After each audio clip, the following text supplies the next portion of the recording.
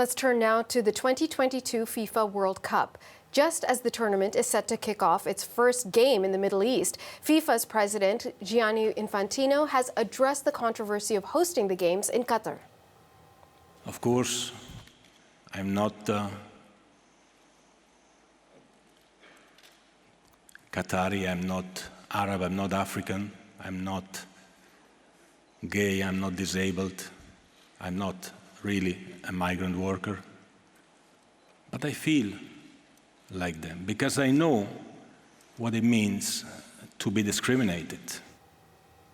The FIFA president went on to accuse Western media of hypocrisy. Human rights agencies say thousands of migrant workers have died in Qatar building these very stadiums, and they have taken the country to task for its treatment of the LGBTQ community. The first match is tomorrow between Qatar and Ecuador. CBC's Garrett Berry is tracking this story for us. So, Garrett, what more can you tell us about the FIFA presidential remarks? We just heard, Natasha, part of those remarks there where the FIFA president said he feels gay, he feels disabled, that he feels African and Arabic, that he feels like a woman. He said he felt like he could empathize with all of those groups, everybody, because he was bullied as a child over his red hair and freckles. By his own account, Natasha, this is an attempt to redirect some of the criticism of this World Cup onto himself. He said, "You can crucify me, I'm here for that. Don't criticize Qatar." He addressed some of the criticism of the host country's use of migrant workers to build infrastructure for the World Cup. Human rights groups say thousands of workers have died in these projects, though officials in Qatar dispute those numbers. Infantino said people in the West should be apologizing, not criticizing. I'm European. Actually, I am European. Not just I feel European.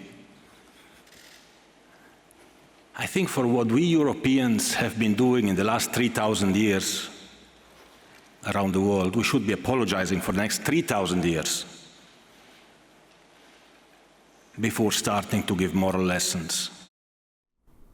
The FIFA president also said he'd been assured by officials, high-ranking officials in the Qatari government, that LGBTQ people would be welcomed in the country for the World Cup, even if same-sex relationships are illegal in the country and punishable by jail time. Natasha, this speech took more than an hour. Media in the room reported that the speech only ended when another FIFA official intervened and basically cut things short.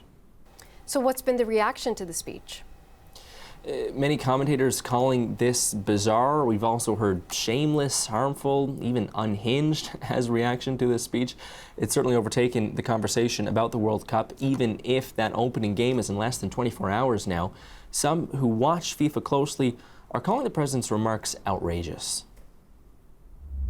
I think it gives our viewers a sense of the tone deafness that is all around this Qatar World Cup. It's the tone deafness that I've seen in my decades of covering inside FIFA, and the kind of arrogance of these guys that they can stand up and think they can make these kind of outrageous statements. The Canadian arm of Amnesty International is reacting by keeping up the pressure on FIFA and the Canadian Soccer Association.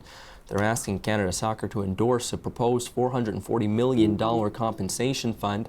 That fund meant for migrant workers and their families who were hurt in the build-up to the World Cup. It said in a statement, sports fans across the country are looking to our National Soccer Federation to not shy away from addressing the serious, widespread harms experienced by those who made this World Cup a reality. Natasha. CBC's Garrett Berry in St. John's. Thank you.